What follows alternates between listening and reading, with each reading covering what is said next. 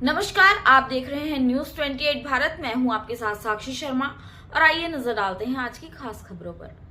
वो एक बड़ा कारण था कि 2014 में मुझे टिकट मिला। मुझे अपना रंगे हुए लोगों के बीच में सक्रियता और 2012 के चुनाव में काम करना। 2014 में पार्टी ने मुझे टिकट दिया। 2014 का तो चुनाव था ही, उधर हवा थी आई और सबको उड़ा के ले गई। सरगना विधानसभा का 17 का चुनाव आया, मेरे आज भी याद है, स्थितियां थोड़ी कठिन दिखाई दे रही थी हम सबको। आज इस मंच में दो आदमी ऐसे बैठे हैं जिन्होंने उस समय पार्टी लाइन को तोड़ते हुए हमारी मदद की। चंद्रवीर जी और वरिंदर पाल सिंह उस समय भारतीय जनता पार्टी में। हमने प्रमुख साहब ने बात की कि भाई और कोई रास्ता नहीं है, दोनों को लाया जाए, दोनों मदद करें। एक तो जगह में बड़ी मीटिंग हुई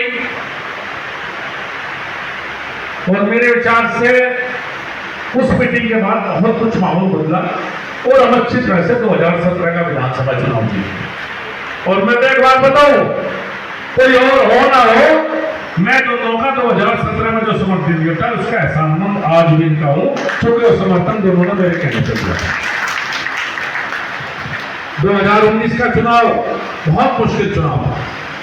आपने करीब 7,000 वोट से यहां से चुनाव जिता के भेजा। फिर 2022 का चुनाव आया, सरगना में 2 लोकसभा, तीसरा लोकसभा हो गया अपना, और 2 विधानसभा, 5 चुनाव करीब आपके साथ लेकर लड़े। और आप सब लोग ज्यादातर चेहरे वही हैं जो तो चुनाव में साथ रहे, 5 के 5 चुनाव।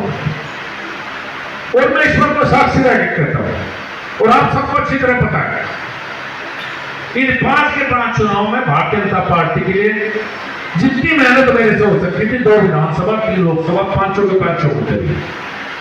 यहां कुछ लोग ऐसे भी हैं जो शायद 22 में साथ नहीं थे, लेकिन उनका दिल जानता है कि मैंने कितना प्रयास किया कि वो भारतीय जनता पार्टी के साथ आ जाए। उनका दिल जानता है। एक आदमी, अगर एक आदमी के खिलाफ था जिस समय परिचित था, या तो जैसे ग्राम प्रधान बैठे हैं जिनके साथ में एक दिन पहले तक जो बैठ कर गया, भाई मेरे कहने से मेरे साथ आ जाए। जितना मेरे से प्रयास था उतना प्रयास मैंने 2022 में भारतीय जनता पार्टी के लिए पूरा प्रयास किया। लेकिन चुनाव हो विधानसभा का 2022 का, लेकिन मैं आपको बधाई देता हूं। 2008 पूर्व जिला अध्यक्ष राठी साहब हमारे बीच में आओ। राठी साहब, मैं आप सबको बधाई देता हूं कि 2022 में जो 22,000 की हार थी वो मात्र 40 वोट पर आपने टिका दिया। आपने बराबरी का चुनाव यहाँ चलेगा। हम 2022 में 22,000 वोट से विधानसभा में, लेकिन आज इतनी विपरीत परिस्थितियों के बावजूद आपने चुनाव विधानसभा बराबरी पर छोड़ दिया। चुनाव में जीत भी होती है, हार भी होती है। जीत भी स्वीकार, हार भी स्वीकार। और चुनाव हारे, हौसला बिल्कुल नहीं हारे, जो हौसला वही मजबूत है जैसे पहले हौसला मजबूत था, आज भी हौसला अच्छे। इन 10 साल में जब सांसद बना तो जब वरिष्ठ लोग मंच पे बैठे हैं, इन्होंने मुझे एक बात कही और कार्यकर्ताओं ने भी कही, वकील साहब आए, कि भाई जो मुजफ्फरनगर लोकसभा से सांसद बनता है वो ज्यादातर मुजफ्फरनगर जनपद का बना है, और कोई सांसद सरगना नहीं आता। वो सरगने से विशेष लगाव नहीं रखता, कार्यकर्ताओं को मिलने में दिक्कत आती है। ये 10 साल प्रयास किया कि सरगना विधानसभा में आपके बीच में लगातार बनाए। अगर मेरे से मिलने सरगना में शनिवार को लोग आए सरगना विधानसभा का, तो ये तो हो गया भीड़ है, थोड़ी देर बैठ लो, लेकिन आवाज लगा के सरगने वालों से बिल्कुल अलग करें। अगर सरगने वाले आ जाओ, बाकी सब आदमी करेंगे, बहुत होता है। कभी कोई सूचना कही सुख की दुख की आपके बीच में एक सक्रिय सांसद के रूप में काम किया। ये नहीं कह सकते कि मुजफ्फरनगर का रहने वाला था और सरगने पर कब ध्यान दिया। कुछ बड़े काम भी हुए। सबसे बड़ा काम स्पोर्ट्स यूनिवर्सिटी चलावा है। मेरे याद है टकराव चल रहा था कि स्पोर्ट्स यूनिवर्सिटी कहां बने, प्रतापपुर बने, हस्तिनापुर बने, क्या कहां बने, किसी को नहीं पता था कि यहां जमीन भी है, प्रस्ताव भी हो सकता है, बढ़ भी सकता है। मैं लखनऊ गया, सुरेंद्र सिंह माननीय मुख्यमंत्री के सचिव थे, मैं उनसे मिला, मैंने कहा जमीन सलावे में पड़ी है, वो क्षेत्र ऐसा है जिस क्षेत्र का बहुत बड़ा एहसान भारतीय जनता पार्टी के ऊपर है। माननीय मुख्यमंत्री से बात हुई, उन्होंने कहा प्रस्ताव लेगा वो देखते हैं। चुपचाप प्रस्ताव बढ़ रहा है क्योंकि राजनीतिक टकराव हो रहे हैं यहाँ पे। प्रस्ताव बढ़ के गया, मैं धन्यवाद दूंगा माननीय योगी आदित्यनाथ जी का कि उन्होंने स्पोर्ट्स यूनिवर्सिटी सलाह दी।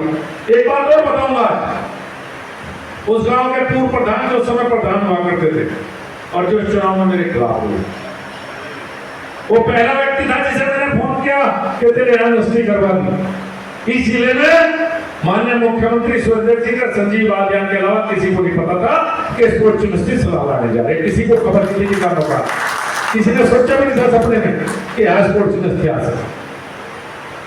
मेरठ करना वाला इसका हाईवे बना,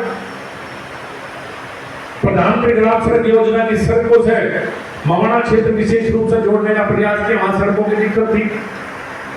एक तो ऐसी सड़क प्रमुख साहब ने बनवाई मेरे पे जो कट्ठी 22 किलोमीटर की थी। हमारे दो हिस्से हैं, हाईवे से घर का हिस्सा और 10 का दोनों जुड़ गए। अभी चुनाव से 1-1.5 महीना पहले खेड़े वाले उदय प्रताप और प्रिंसिपल साहब बैठे, बहुत दबाव था इनका, खेड़ाबाड़ी महादेव मार्ग का चौड़ीकरण होना चाहिए। बजट समाप्त हो गया था, उसके बावजूद भी कैसे कैसे करवा कर वाला मंदिर जानता है। एक एक सड़क एक एक गांव में काम करने का प्रयास किया, जिससे कम से कम भारतीय जनता पार्टी के कार्यकर्ताओं के लिए हमारे सांसद ने काम किया। कुछ काम रह भी गए। दुख इस बात का है कि 2-3 बड़े काम, रेलवे लाइन का जो विकरण के यहाँ से मेरठ तक था, आपके कार्यकाल में हुआ, आदरणीय मोदी जी का आशीर्वाद से इलेक्ट्रिफिकेशन हुआ। ऐसी कोई ट्रेन नहीं जो सबको ना रुकती। 2-3 काम बड़े रहे। एक तो रह गया RRTS, मेरठ तक तो आ चुकी कि RRTS मेरठ से मुजफ्फरनगर तक आ गई थी। जहां बैठे इसके पास से RRTS गुजरनी थी। हम दिल्ली से सीधा जुड़ना था। उत्तर प्रदेश सरकार ने सहमति दे दी थी। DPR बनकर तैयार हो चुकी, प्रेजेंटेशन हो चुका, करीब 7-8 हजार करोड़ रुपए का प्रोजेक्ट है। एक तो दुख इस बात का है कि वो फाइनली अप्रूव नहीं है, वो पेंडिंग रहेगा। एक दोराना से पानीपत रेल लाइन करीब 4000 करोड़ की, सब कुछ हो गया। मंत्रिमंडल की संस्तुति की प्रतीक्षा में है। 5 साल मेहनत करके DPR बनवाई। दोराना से ट्रेन चलनी थी, सरधना पहुंचनी थी, सरधने के बाद बुढ़ाना, बुढ़ाने के बाद एल्लम होते हुए पानीपत तक नया रेल मार्ग था। वो करीब करीब फाइनल हो चुका, बस आखिरी झटका बाकी था। 2 काम तो रह गई। एक नया नेशनल हाईवे जो अम्बाड़ा से चलता हुआ, शामली के पास से होता हुआ, मुजफ्फरनगर के बीच से गुजरता हुआ, 24 के पास से होता हुआ दोराड़े में निकलना था नया नेशनल। उसका भी करीब करीब भारतमाला प्रोजेक्ट में है। मंत्रिमंडल की आखिरी अप्रूवल की प्रतीक्षा में 3 बड़े प्रोजेक्ट, छोटे तो होते रहे, जो किस बात का है कि 3 बड़े प्रोजेक्ट बिल्कुल पाइपलाइन में आखिरी उसमें पहुंचने थे, जहां से संभव था कि हो जाते।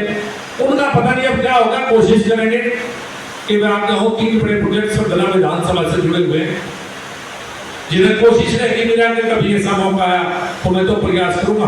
और अगर कोई नए सांसद चुने गए वो प्रयास करेंगे तो उनका भी सहयोग निश्चित रूप से मैं अपनी तरफ से विकास के काम में निश्चित रूप से सहयोग करूंगा। तो ये कुछ बातें थी। आज तो आपका धन्यवाद करने के लिए विशेष रूप से हम आपके बीच में आए। इस चुनाव में हार का दुख नहीं, जीत हार जीवन का है। काम अच्छे किए, कोई ये नहीं कह सकता कि अपराधी को संरक्षण दिया, कोई कार्यकर्ता ये नहीं कह सकता कोई झूठा मुकदमा दर्ज करवाया, कोई कार्यकर्ता ये नहीं कह सकता कि अपमान किया। लेकिन जनता का फैसला शालीनता के साथ स्वीकार है। एक बात का दुख जरूर है, इस चुनाव के दौरान, चुनाव से 6 महीने पहले जो अपमान किया गया उसका दुख वो जीवन भर रहेगा। किसी को वोट नहीं देनी ना हो, लेकिन जिस तरह का अपमानजनक व्यवहार यहां पे रहा उससे वाकई वो बहुत दुख की बात है। जो हमें जाति में तोड़ने का प्रयास किया गया उसका दुख है।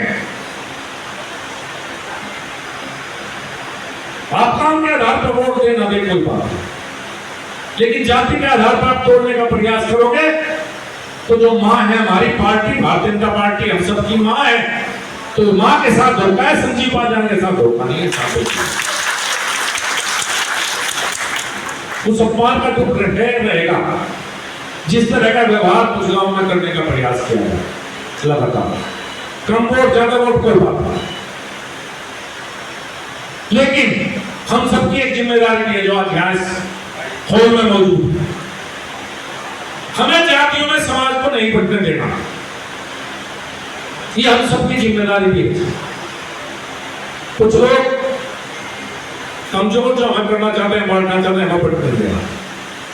पता सबको हर बात का है, कहने की आवश्यकता नहीं।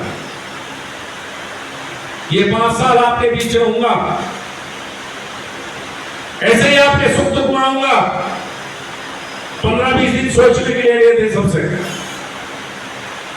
हो सकता है सार्वजनिक काम ना करवा पाओ इतने, लेकिन व्यक्तिगत रूप में अपने कार्यकर्ता के साथ कंधे से कंधा मिलाकर आपके साथ खड़ा हूं और खड़ा रहूंगा हमेशा।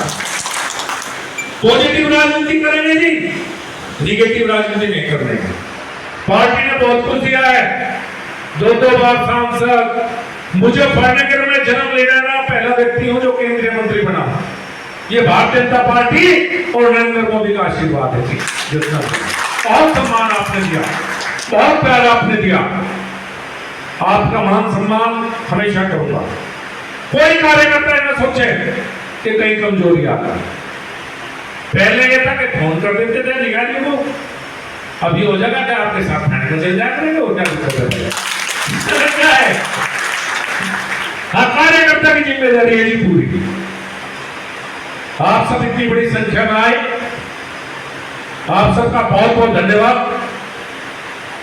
पहले जैसी राजनीति करी, वही पॉजिटिव और अच्छी सोच की राजनीति आगे जारी रहेगी।